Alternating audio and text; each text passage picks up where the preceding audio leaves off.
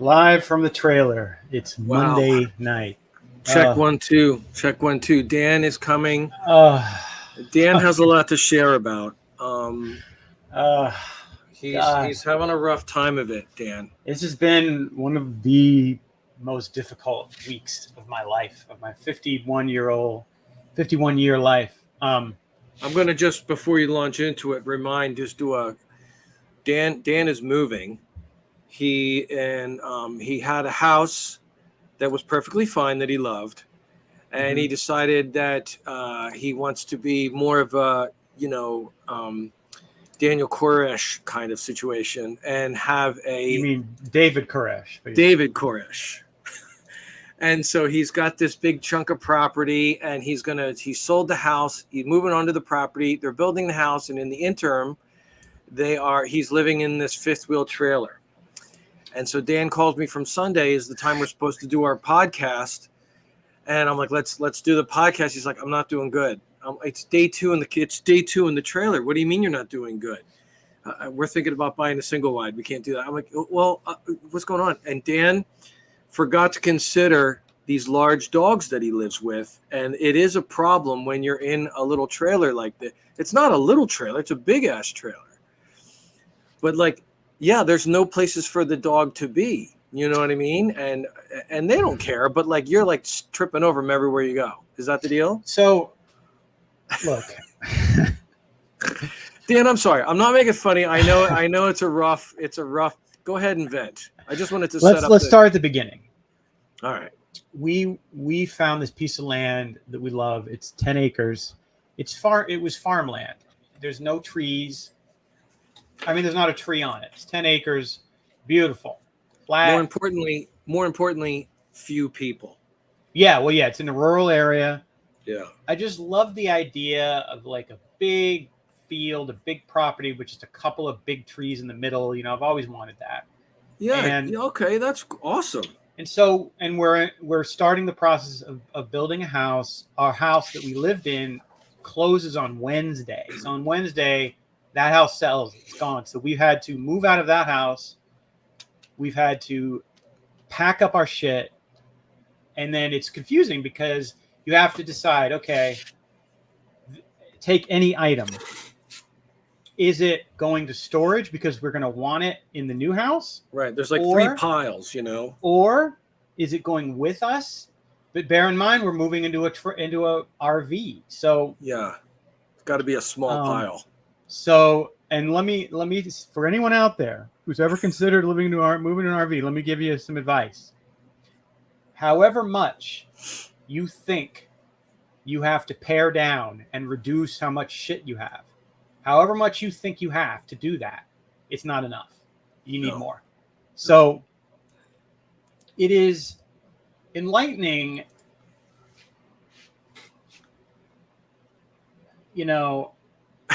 it's enlightening sort of to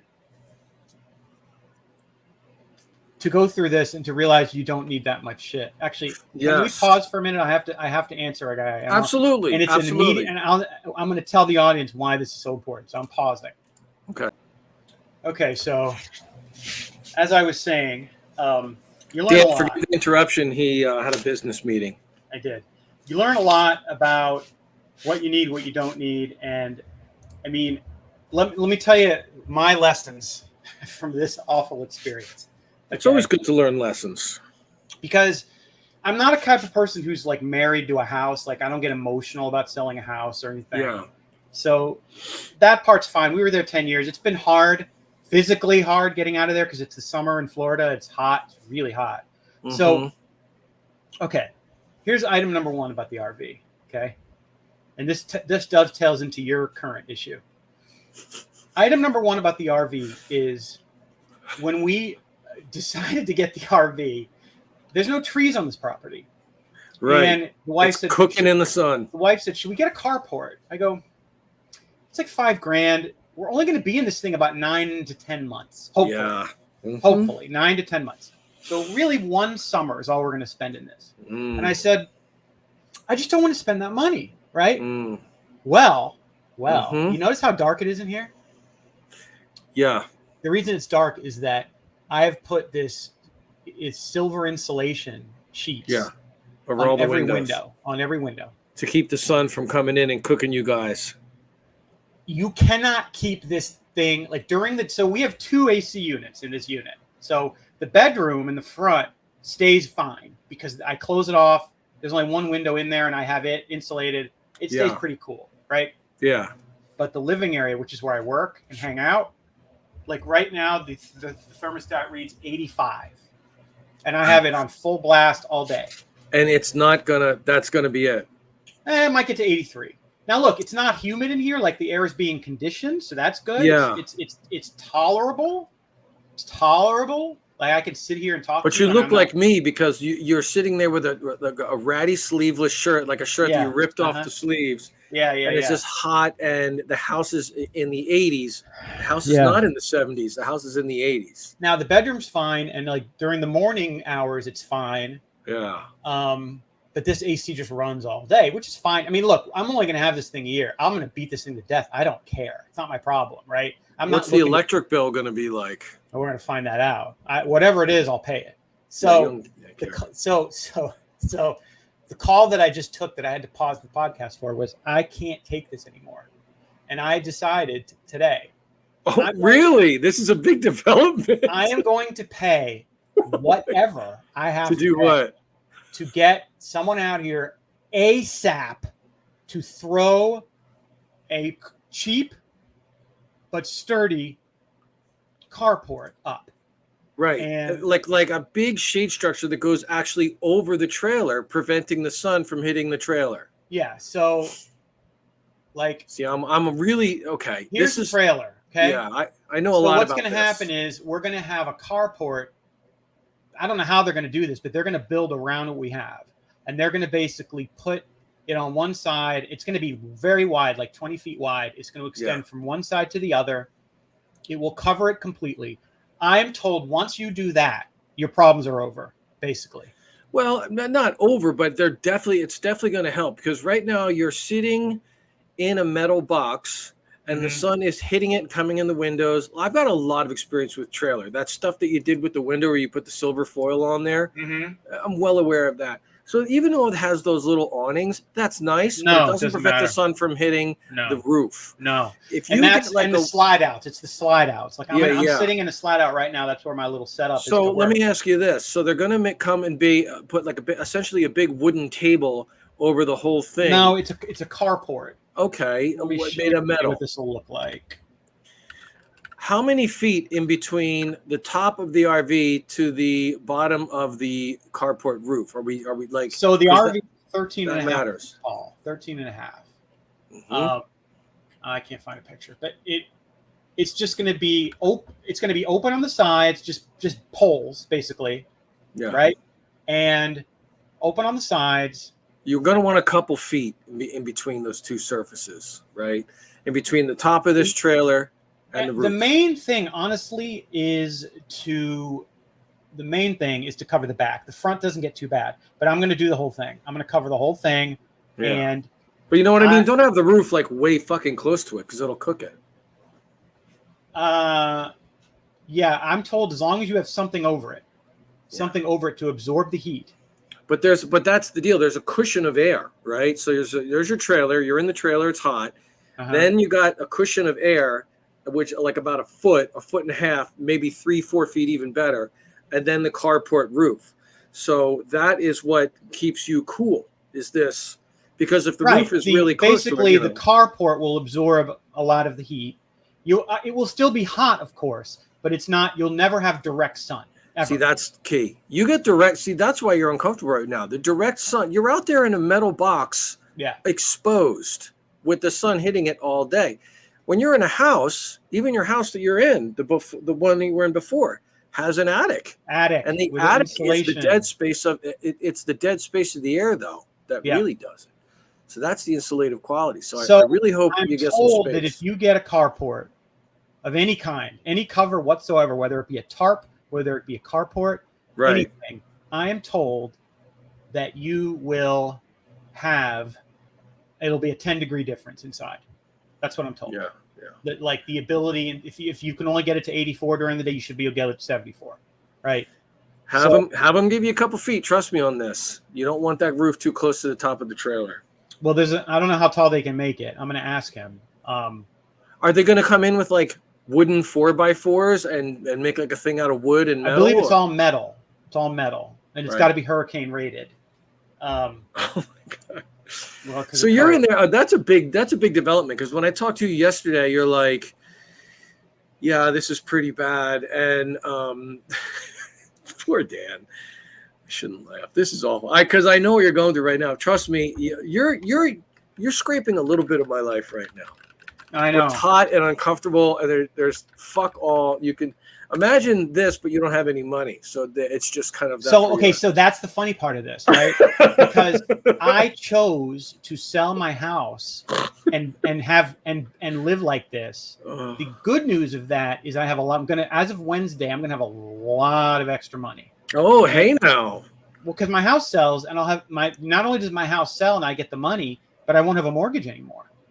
Yeah, so all right. Basically, if I have to spend a whole lot of money to make myself comfortable for the year, I'm gonna fucking spend it. Yeah, I'm gonna fucking spend it. And the other thing about the carport is, like, some people have said, nah, just put a tarp or something temporary. I go, no, you want a carport. Nice thing about a carport. The bigger the fucking carport, the better. If it comes out to the side and it's like shade, and you could park a car there, put a table out there, the more shade, the better. I like the carport idea. I really like it. And the other nice thing about it is when we're done with the RV and the RV goes bye-bye, we'll still have it. I can park the mower there. I can use it for things. Fuck yeah, dude. Yeah. You always need shade. Always. Yeah. So it's been tough. So the AC situation and the sun, because you basically, and the other thing I didn't really kind of grasp, and look, I said from the jump, I love the fact there's no trees. I love it. But yeah, but what I've learned is there's downsides to that, and that is you got no escape. Right now, the pigs are fine. The pigs have an air-conditioned barn. Actually, you want me to do let me show you my MTV cribs with the pigs? Yeah. Welcome to MTV Dan Richmond Cribs. Dan Richmond living on a spacious 10-acre plot, treeless field in Central Florida, where he's got his pigs living the life of luxury in an air-conditioned, concrete-floored space, while Dan, the owner, sweats in an RV, exposed in the sun. Right, like a toad in a tin can on the side of the road. Yeah, pretty much. Don't get me wrong. I mean, the air conditioners this thing has are the state of the art, the best you can get in an RV, right?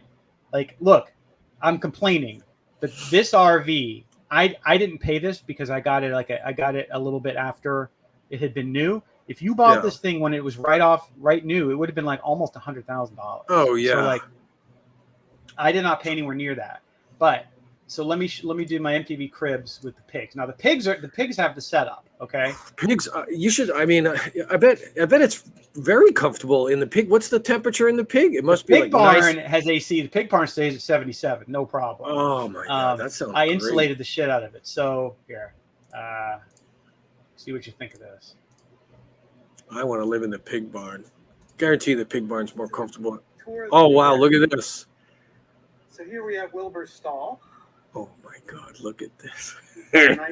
So each of them, as you can see, have a door into the barn. Dan is showing he made a video of himself giving the tour. He's got like goes right into that door in the barn. That's air. Oh my God! There's like little wooden rails to corral these pigs into where they need to go. Shade covering, kiddie pool, the works. So these guys have pigs got the life, dude. They have a sunshade. Well, there's where he is. Paul. Same thing. They get a door. So they got their little door. They can go in. You didn't make that door, did you?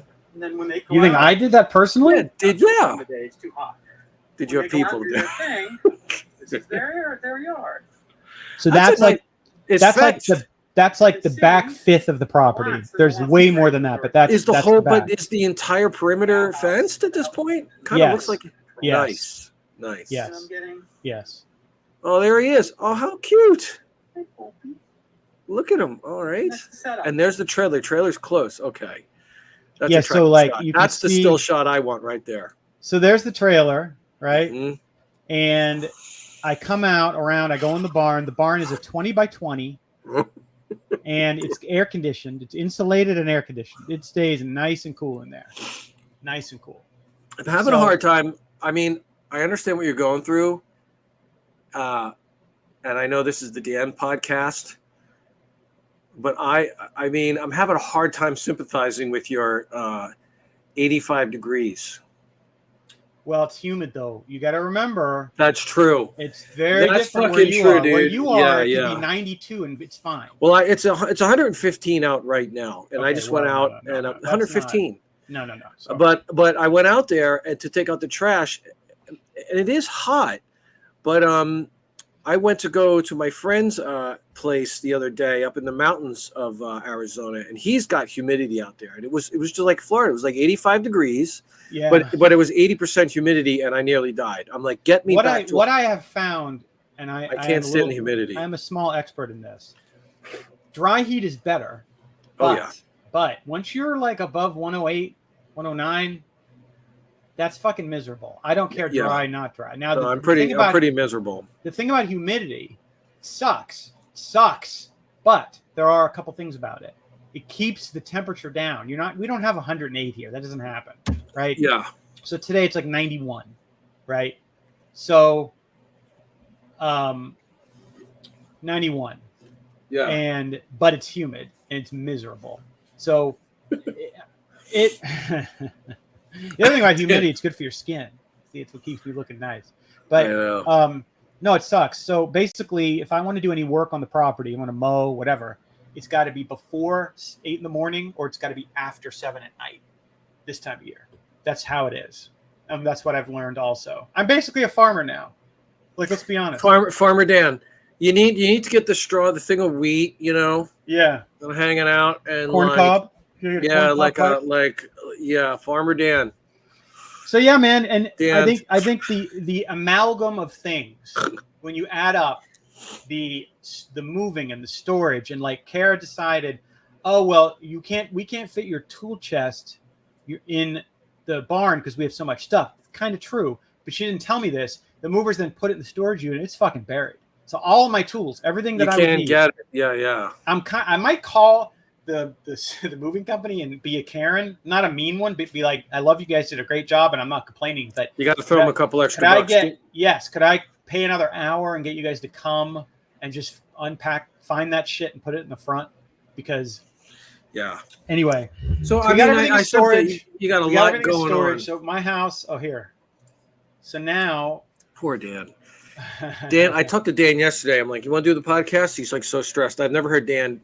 And I'm like, Dan, I can't do it. He goes, So this was everything left in my old house. This is stuff we're taking with us that goes to storage.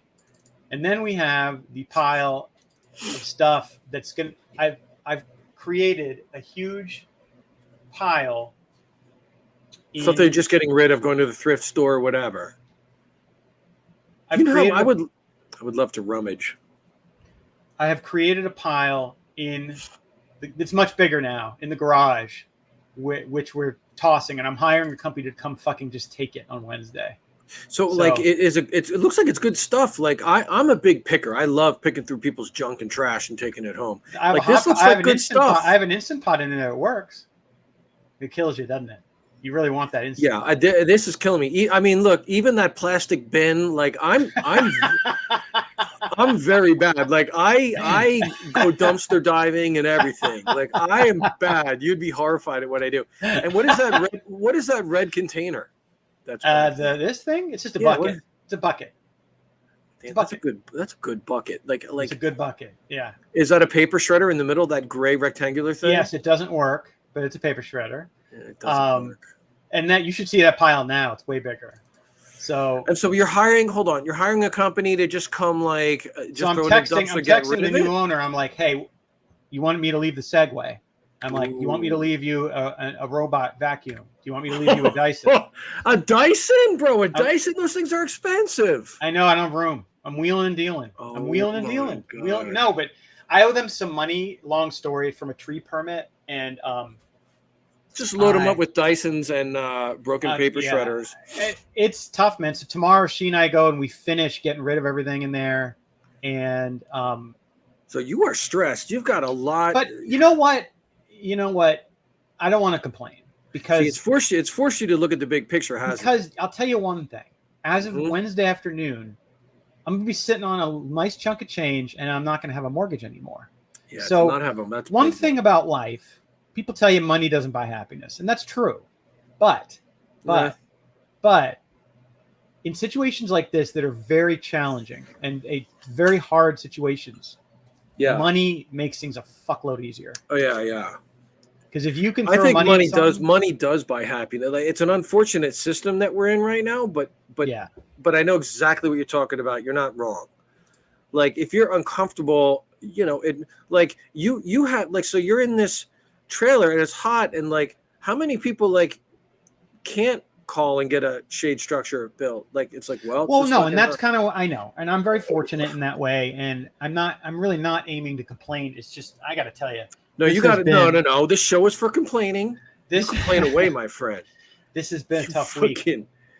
No, it's valid. It's just like me with the car. I mean, it's like you have a hard time complaining, but at the same time, you're like, no, this is valid. I mean, we're all just trying to plug through life or whatever. But I mean, this has been a tough week. I don't know what else to say. So I can see that the windows are shut, and I know that feeling of being like trapped in the house. It's hot, and I bet Kara's complaining too because it's like she's working today, so she's at work. I'm home. So where I'm sitting right now is where I'm going to work and do my job. And to be fair, part of the problem, reason it's so bad today is I had a guy. I again threw money at the problem, and there's this mobile RV like expert service you can get. It's not cheap, but they'll come to you and you'll be like, okay, I want that, and that fixed, and they do it. They knock it out. Oh, so it's like, and it's aimed at heavy hitters like you, like not a guy that has an RV that's kind of fucked up, but like someone like you. It's not cheap. But this guy came out and I said to him, look, dude, I don't know shit about RVs. I need help, right? I am not afraid to. I'm not ashamed to say it. I need help. I need you to help me go through and figure out what I'm doing, what I'm not doing, what I'm doing right, what I'm doing wrong. And he's the one who said, if you get any cover over this thing, your life will get better. And I trust him. If he's the guy that said that, for sure. But definitely tell him, like, make sure the fucking, like, hey, my buddy Bruce said you want some air in between those two surfaces. And I don't know what my option's going to be there. Like, it just depends on how tall he's going to make it. You know what I mean? Like, he'll make it as tall as I want, but there's limits. Like, they can only go so tall. You know. Well, they might. It's not going to be a flat roof. It's either going to be a roof like that. No, or it's not flat. But the poles are shorter than the RV. But when it peaks, it's above the RV. That's good. As long as there's space, just like there an will attic be and space, house. but it might not be more than 6-8 inches. You might want it more than that. Just talk to him. I may not have an option. We got to see. Yeah, we got to see. Well, you don't want to dump a bunch of money and have it still fucking hot. Yeah, I'm gonna ask him. But I like it. This guy.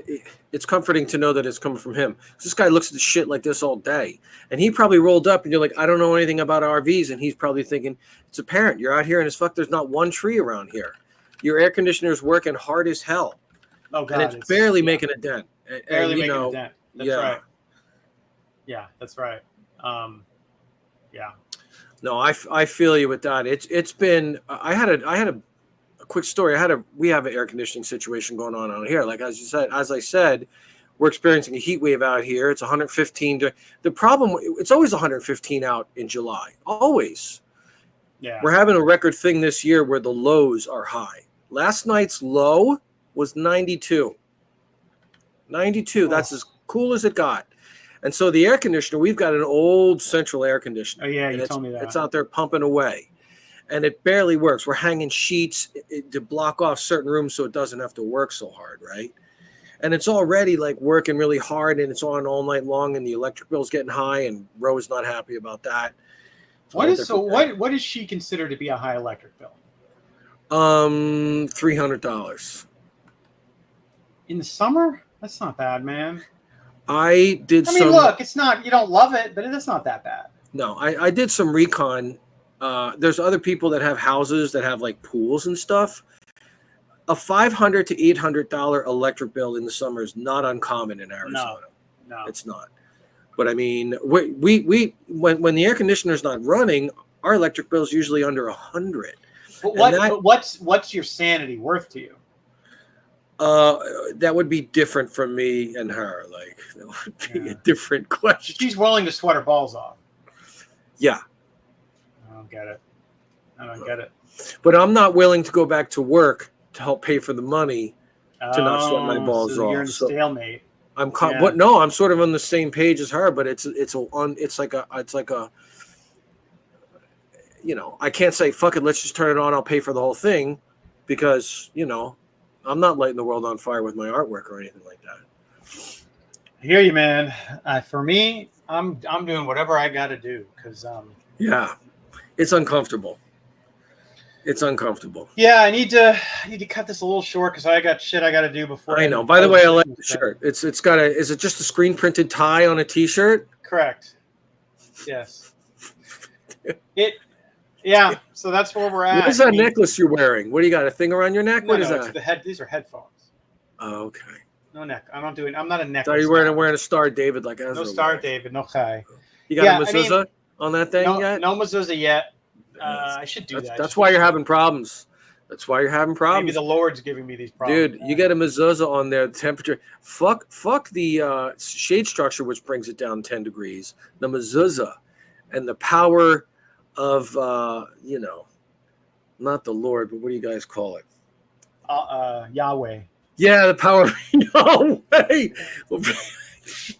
Dan, all right, I'll let you go, man. I hope.